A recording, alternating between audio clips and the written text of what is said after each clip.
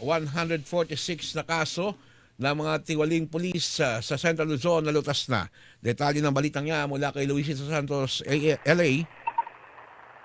Aabot sa 146 na kaso ng katiwalian na kinasangkutan ng mga pulis ang naresolba ng PNP Police Regional Office 3 mula April 1, 2024 hanggang April 28, 2025.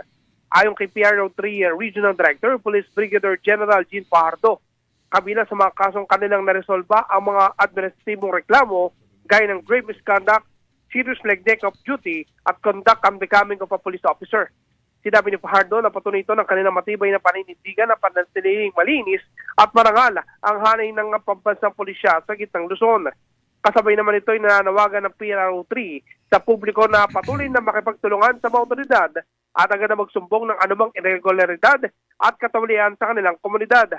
Tiniyak naman ng PNP na tuloy-tuloy ang masusing investigasyon at agarang aksyon sa lahat ng mga reklamong isusumite upang mapanatili ang mataas na antas ng tiwala ng mga mamayan sa pulisya sa gitnang Luzon. Ako, si Luisito Santos ng GMA Super Radio DZBB. Tapat, totoo.